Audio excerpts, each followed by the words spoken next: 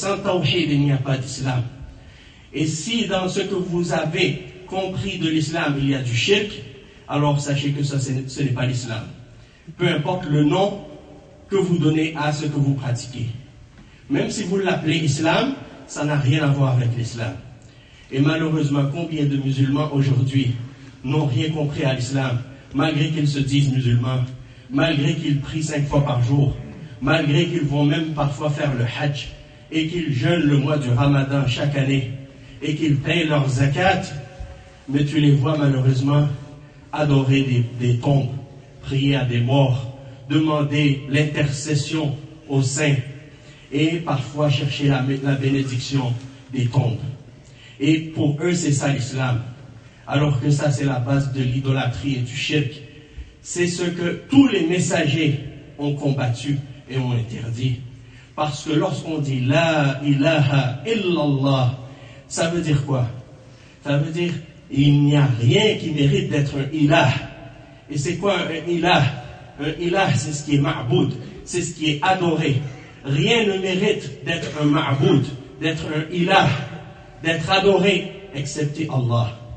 Tout ce qui est adoré par les êtres humains sur la terre, peu importe ce que ça peut être, ce que ça peut être, même si c'est un prophète parmi les prophètes, un messager parmi les messagers, un ange parmi les anges, même si c'est le plus rapproché des anges, une tombe, un homme pieux, un saint, un djinn, un astre, un animal, un être humain, un objet, une pierre, une roche, un arbre, peu importe.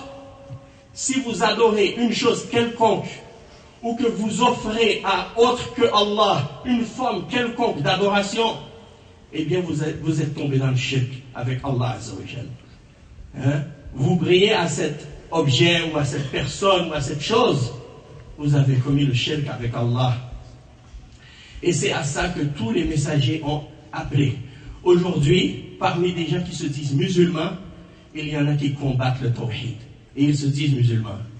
Et ils accusent ceux qui appellent au tawhid d'être des wahhabis. Et ils disent, ça c'est des wahhabis. Et c'est des wahhabis. Et quand tu leur demandes, c'est quoi le wahhabi? Qu'est-ce que ça signifie? Ils ne peuvent pas t'expliquer. Alors qu'ils savent très bien que Allah c'est lui qui est al-wahhab. Et que ça fait partie d'un de ses noms. Ala kulli hal, si tu veux comprendre le danger de ces gens-là, c'est parce qu'ils disent, ces musulmans qui appellent au tawhid, ils veulent vous faire peur du shirk, et ils ont la shirkophobie. Ils se moquent des gens qui appellent à la sunna, ils se moquent des gens qui appellent au tawhid, et ils veulent ridiculiser la da'wa des messagers et des prophètes. Ils disent, ces gens-là, ils pensent que tout est shirk, et ces gens-là, ils ont la shirkophobie. Et alors que Ibrahim alayhi salam, comme on dit, imam al-muwahhidin, l'imam, le guide et le chef de tous les gens qui ont appelé à l'unicité d'Allah, il faisait un dua que Allah a mentionné dans le Coran. Il dit, oh Allah, écarte-moi ainsi que ma descendance de l'adoration des idoles. C'est-à-dire que Ibrahim alayhi salam, lui-même, qui a cassé les idoles avec sa main et qui a appelé son peuple au tawhid, son propre père a essayé de le brûler dans le feu vivant parce qu'il a brisé les idoles de son peuple, il a opposé tout ce que son peuple faisait. Et il invoquait Allah en disant, oh Allah, écarte-moi ainsi que mes enfants de l'adoration des idoles. Ujnubni wa baniya an na'budu al-asnam rabbi innahunna adlalna kathiran min an-nas. Seigneur, oh Allah, écarte-moi de l'adoration des idoles ou de l'égarement des idoles parce qu'elles ont égaré beaucoup d'entre les hommes. Imam al-Muwahhidin, et il a peur, il a la shirkophobie. Alors, est-ce que nous, on ne devrait pas encore plus avoir peur du shirk? Surtout lorsqu'on sait que Allah Azza wa Jal, il dit Innahu man yushrik billah faqad harrama Allahu alayhi al-jannah. Quiconque fait du shirk avec Allah, Allah lui interdit le paradis. Et surtout si on sait que Allah Azza wa Jal, il dit dans le Coran, Inna Allah la yaghfiru an yushraka bihi, wa yaghfiru ma duna dhalika liman yasha. Allah ne pardonne pas qu'on fasse du shirk avec lui. Il ne pardonne pas qu'on fasse du shirk avec lui. Mais il pardonne tout autre péché que tu fais qui est moindre que le shirk à qui il veut. Donc ça devrait mettre la crainte dans notre cœur à propos du shirk. Et ça devrait également nous faire comprendre l'importance du tawhid. Pourtant, tu vois des gens, quand ils expliquent l'islam à quelqu'un qui n'est pas musulman, ils lui expliquent tout. Il va passer peut-être une seconde pour dire qu'est-ce que signifie la ilaha illallah.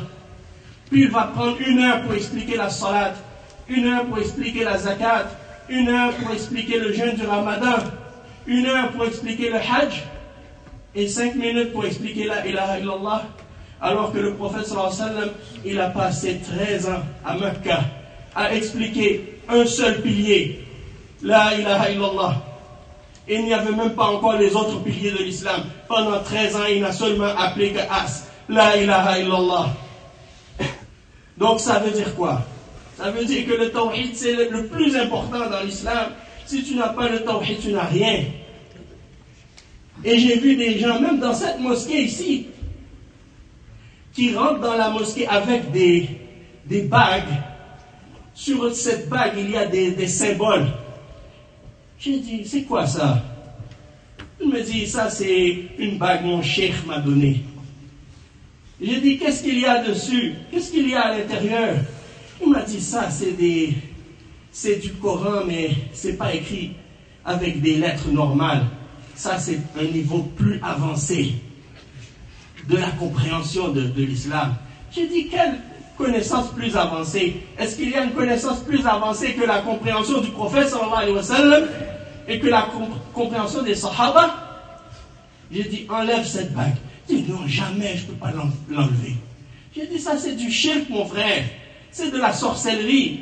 Ces symboles-là, toi tu ne comprends pas, mais ça c'est un langage de shirk que les sorciers utilisent.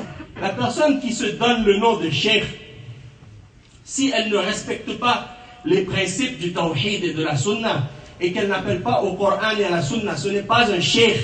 Peu importe qu'est-ce qu'il dit, peu importe qu'est-ce qu'il fait, peu importe qui était son père, son grand-père, ou peu importe qu'est-ce qu'il fait dans la vie. Et il m'a dit, je vais t'apprendre un secret. Et il commence à me dire, tu dois faire ça et ça, tu dois mettre tes mains ici, tu dois faire telle chose. J'ai dit, mon frère, qui t'a appris ça? Il m'a dit, c'est mon cheikh. Je lui ai dit, et ton cheikh, c'est quoi son dalil? C'est quoi sa preuve? De quel verset dans le Coran il a tiré ça? De quel hadith du prophète sallallahu alayhi wa sallam il a appris ça? Il m'a dit, je ne sais pas. J'ai dit, mon frère, il n'y a pas de religion, excepté si c'est supporté par un dalil, supporté par une preuve tirée du Coran et de la Sunna. Et tout le monde doit ramener sa preuve, peu importe qui il est, même si c'est le plus grand cheikh sur la planète. S'il n'a pas un verset dans le Coran, un hadith authentique, alors tu ne dois pas le prendre. Il m'a dit, mon cheikh, il a vu ça dans un rêve. J'ai dit, est-ce qu'on tire notre religion des rêves?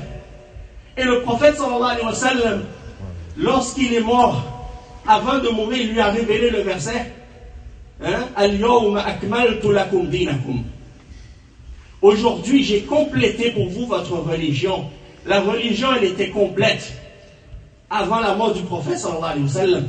Personne ne peut venir après lui rajouter quoi que ce soit. Même s'il prétend que c'est dans un rêve qu'il a vu le prophète sallallahu alayhi wa sallam, qui est venu lui apprendre quelque chose qui n'existe pas dans le Coran et dans la Sunna. Tout ça, c'est des mensonges.